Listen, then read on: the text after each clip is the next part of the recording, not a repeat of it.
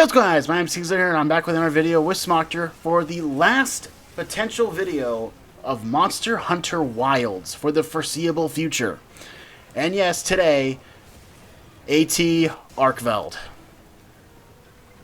Now, depending on how this is going to be edited, you've probably seen us absolutely get raped by our primal footage and our raw reactions. But we are now doing a post-com because we both took runs and actually defeated them separately. And we're going to do a little bit of dissection. Ow. Yes, ow, indeed. So, to start things off, this fight is everything I wanted Guardian Arkveld to be and more. I will be very honest, and I think Gerbs can attest to this. I have been advocating a high-ranked Guardian fight in Wilds. And oh my god, did they deliver. I mean, like, it was... Arkveld was crazy enough. The ATs were crazy as hell. To make AT Arkveld the only original 10-star monster at the starting rank should set the precedent very fucking clear that this monster is a different ballpark entirely. And I love it. As much as he was a pain in the ass, as much as he hurts, as much as he's ridiculously difficult, the Guardian gimmick's fun. The fact that he can heal wounds is kind of out in left field, but it's interesting difficulty-wise. And I honestly think that was a great idea to do for Arkveld in general, because that was it was literally AT Guardian Arkveld, quite literally, a high-ranked Guardian Arkveld fight pushed to its extreme.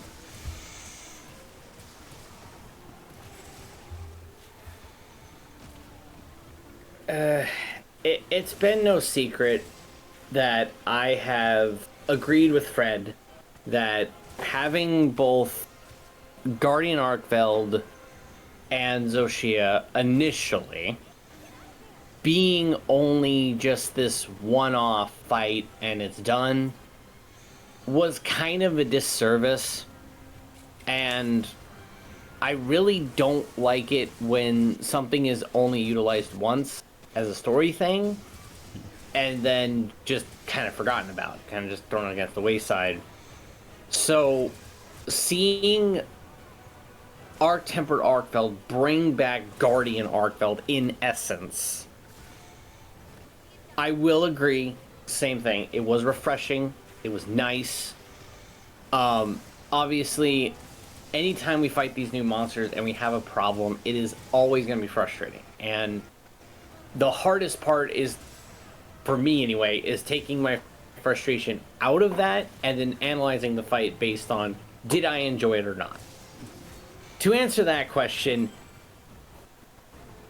I am happy that they utilized Guardian Arkveld in this way.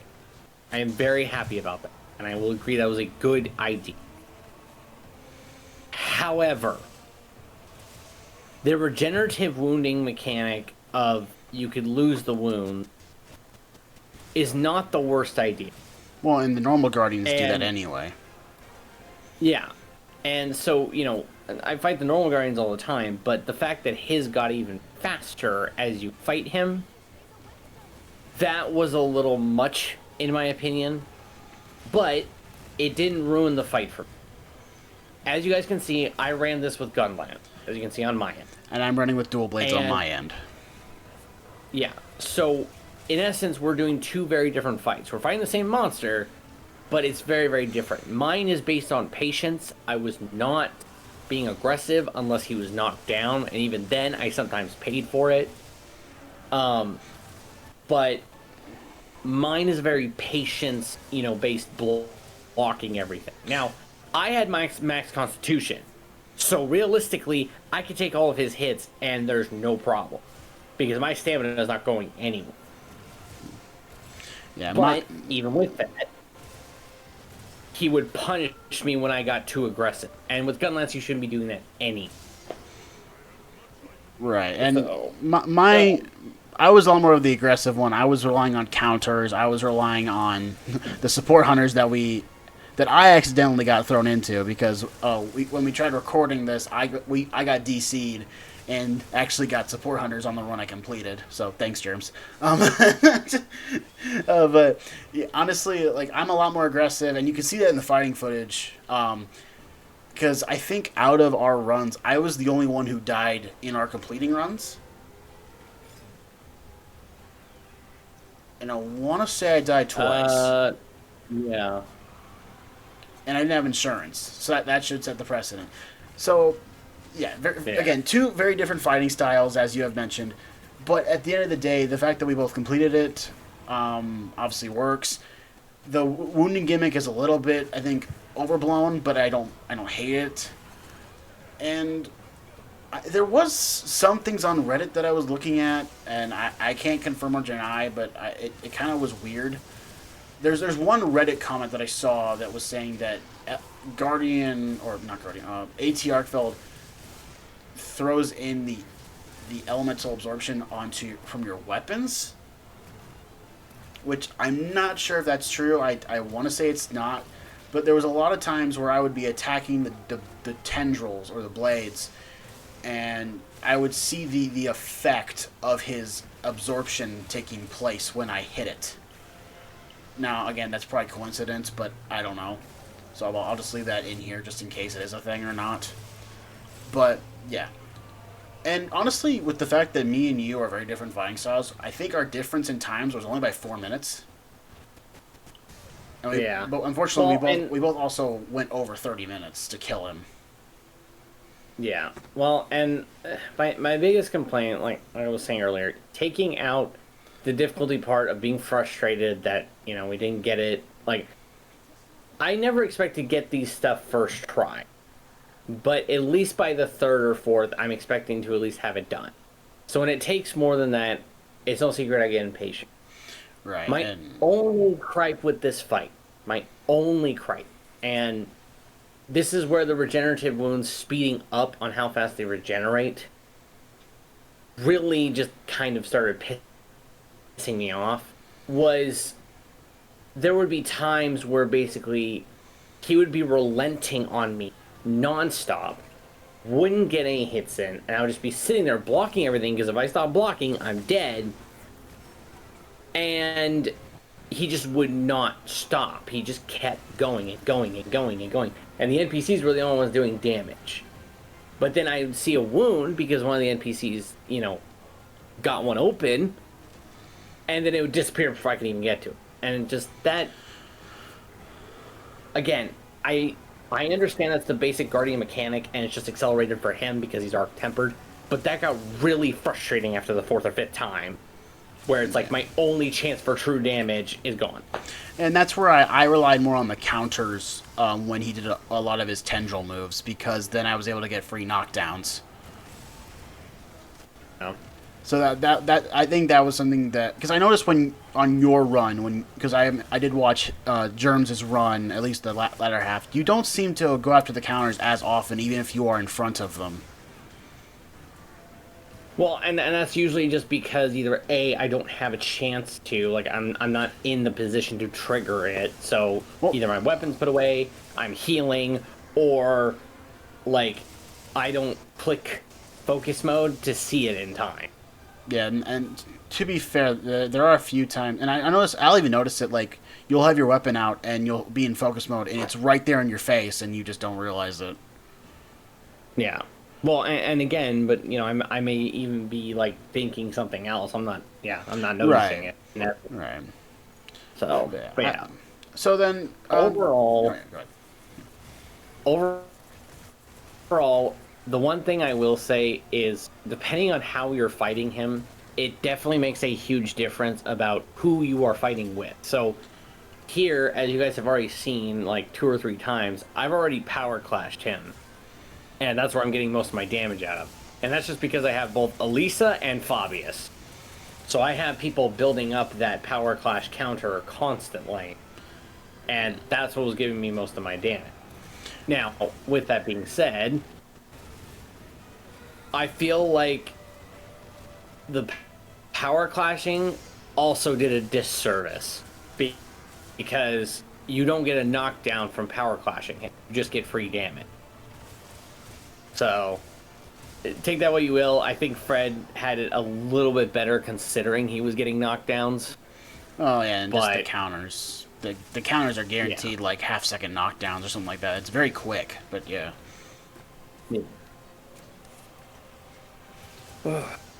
Yeah, moving on from the fight as well, which you can see in the background from both our videos, and we both are recording our own fight perspectives, so be sure to look at both our videos for this post-com. But I think music was amazing. I do like the new AT Arkveld theme. That is a banger. Honestly, that is great.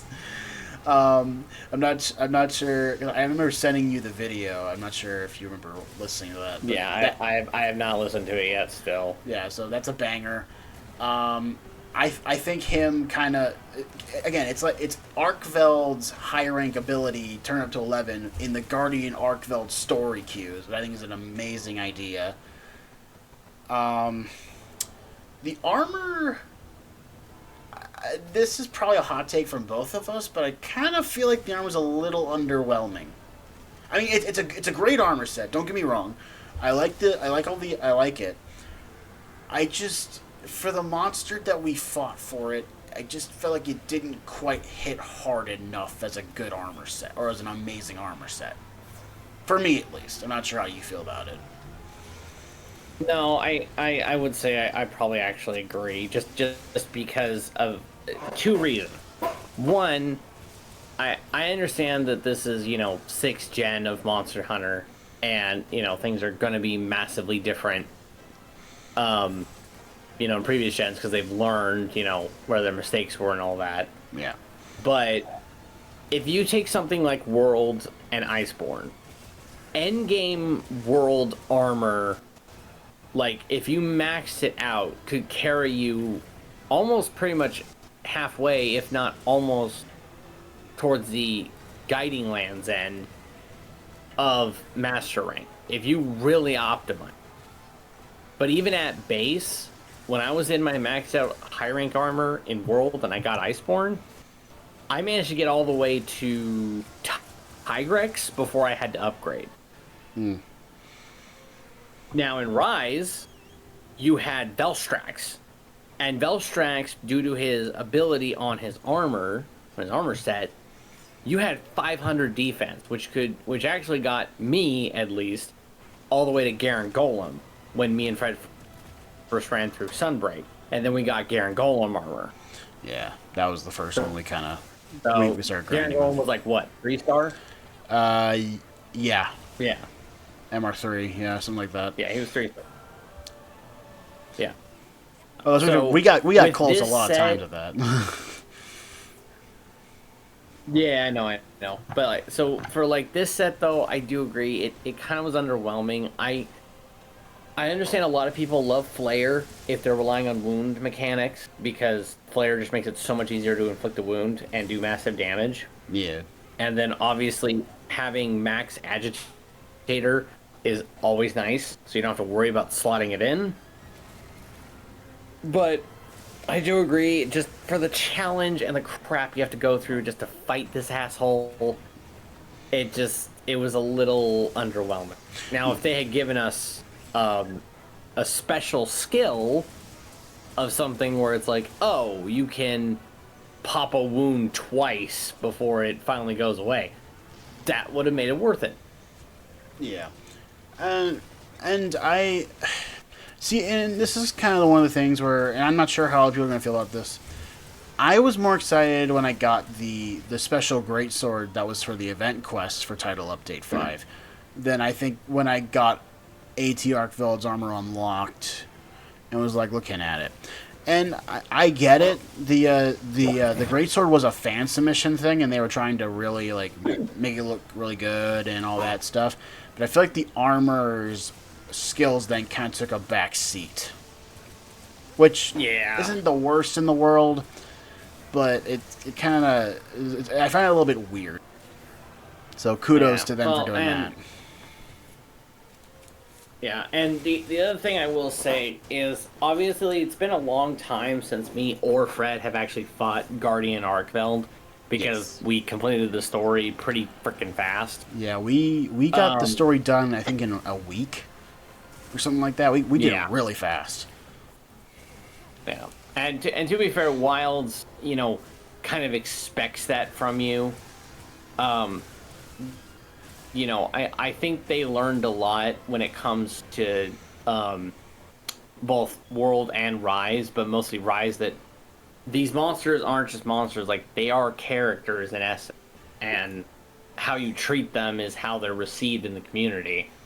So, Arkveld being the focus of the story, even just making it the low rank story monster. Even with that, like you feel respect for him. So fighting this AT doesn't feel like, oh, I'm just fighting another monster. It's like, no, I am fighting the focus of this area, Liberia, and what started this whole journey. Yeah, I think in terms of story, I think is a better story than what World or Rise did, because I think what sells it is the fact that Arkveld's story presence is not just, you don't really fight him. You fight him several times in several different quests in several different ranks, which really sets that kind of grudge match feel that you get when fighting these flagships. Magnum Malo, I feel like, was kind of a one and done thing. Yeah. And then Nurg, you kind of get a teaser for him in low rank, but you don't really fight him till high rank, and he doesn't show up a whole lot in the low rank stuff.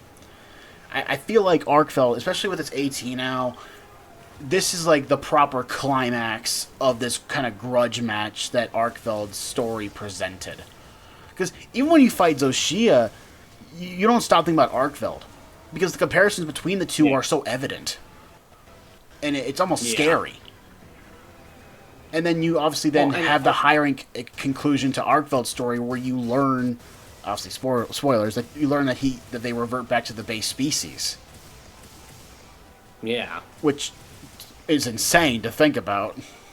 But well, and the biggest thing with him too is, the whole start of this being that he wasn't even supposed to be behaving the way he was. Right, and it was because of Zoshia's anomaly. Yeah. Yeah. Guardian Arkveld in and of himself, he was supposed to be just a normal Guardian in terms of, like, supposed to be prowling around, and that's it. The fact that he turns into this hunting, monstrous, like, thing that's going on a rampage, again, you just feel this sense of dread and respect where it's like, okay, this is not, oh, we're fixing a problem. It's, oh, we're fighting changes to a creature's habit as well as its true nature in essence. Right, and I think it's design. But like I think, and I think our reactions in those episodes when we kind of learn more about the story, especially with Arkveld, and you can hear it in our voices that we're not expecting a story like this at all from Monster Hunter at all, and I think the payoff was absolutely top tier, especially now with AT Arkveld. Yeah. So no, despite the frustration of not getting him done after like the 4th or 5th attempt, I was happy with how the fight turned out. Glad he got some new moves. You guys have seen it on my end at least a couple of times. I imagine you've seen it on Fred's end. But his launching move that he got of just flailing his entire body around with his whips. Oh yeah, the X spin. Like, yeah. Oh my god, that thing is mental. That move is not what I wanted to see at all. But I am so happy it's a thing. I'll be honest, probably TMI, but my whole body shrivels when he does that move because I'm not ready for it. I ain't ready for that move, no matter how much I look at it. It's not good. Yeah, so I was not expecting that. I'm not saying it's a bad move, but it was not what I wanted to see, just for multiple reasons. Yeah. But, I mean, like you guys have seen, again, on my end, if you guys are watching my end, again, my stamina has not reached 0. At this moment in time, I am now at orange sharpness. So the biggest problem right now is damage. Yeah, but my stamina has been fine. But seeing that X thing, I don't know if you guys have been noticing, but if you want to go back in this recording, you should notice that every time he does that X move, my stamina gets neutered. Like, I still don't hit 0, I'm still fine, but that does so much freaking damage. Oh my god, yeah, dude. I think in the initial reaction, I got one shot by that thing in the initial footage. It was not okay. But yeah, so kind of going forward, if you guys have seen the video from the Monster Hunter YouTubes and other pages, they mentioned that we will be getting at least some info about Wild's Ultimate come summer, and I'll be honest, I am looking forward to see what we get for news, because that after AT Arkveld, I am very curious to see what they're going to do with Arkveld for mastering, because it's kind of tradition at this point that Arkveld and the flagships in the base game get some kind of variant for the Wild's expansion, for the expansion of the game. And that's been a thing forever, pretty much. I think since the first game. So I'm very curious to see how Arkveld's going to change up in Master Rank and with their new versions. I mean, my biggest thing is, like, if Arkveld's, you know, naturally dragon, essentially, I wouldn't mind seeing, like, not so much just like another dragon version, but I wouldn't mind seeing something like a fire version. Well, and just for fun. Well, what makes it weird, and this is something that the last two base world, or the last two 5th gen games did, was that they both used monsters that were kind of nomadic, and they're kind of all over the place, at least in terms of their lore, and the variants didn't really change anything up, they just expanded on the gimmicks. Yeah. Like, Ruiner had the second set of spikes, Scorned added the dragon phase, even though it was pretty limited in his fight. So I'm curious what... Or, you know, what would be more hilarious is if they actually used Guardian Arkveld and made that an official variant. I think that'd be hilarious. That would be nice. Yeah, but anyway, I think that's enough of a fanboyism, at least for now. But yeah, overall, I think in terms of difficulty scaling of the ATs, I'm gonna put AT Arkveld as like the second most difficult. Like, in terms of us taking time to do it, us fighting it, just the difficulty and understanding how to do this, I think he was the second most difficult, in my opinion, behind AT Uthaduna. Yeah, I kind of blocked AT Uthaduna out of my memory until Fred had reminded me about it. Realistically, though, like, other than the major body slam AT does, I think, honestly, the worst thing was the waves doing all the damage. Yeah. So, putting that aside, I still would say, just due to trial and error, I'd probably agree that AT Uthaduna was the hardest, just because of gimmicks and other things going on, and AT Arkveld was probably the second hardest. But I may be misremembering this, but after AT Uth, all the other ATs took us at least a day or two to beat, didn't they? I think the other three took us the same day recording session. Because from my understanding, because I'll do my scaling here, and you can judge if you want to. So I think the easiest AT for me was AT Raydao. Hands down, that was the easiest one for us. Then AT Jin. AT New Udra. And all those three we did in a single day recording. And then it'd obviously be AT Arkveld and AT Uth. Those two were the only ones we had to do multiple day recordings for. Okay. But yeah, that's my power scaling. So Ray is the easiest, followed by Jin, New Udra, Arkveld, Uth. Yeah. I probably wouldn't change that list too much. Yeah. To be honest. To be fair, all 5 of them are challenging, and I shudder to see what a 10-star AT Ray would do to me. But I think in terms of when they came out and how difficult they were, that's kind of my ranking. Yeah. I did also want to take this opportunity to say something in recording because I don't think we actually have talked about this. But at this point, just so you guys know, we both have also killed Omega. Yes. Because I know that we both failed at that one at first, and then later on we did end up doing it. Yes. I'm not going to spend the rest of this video talking about Omega, but all I'm going to say is I do not like that fight at all. I understand that I have major problems when it comes to gimmick fights where you have to keep track of something specific, and I hate those more than anything. I've never agreed that they have a place here in Monster Hunter. You never have to meet damage checks to get stuff to go.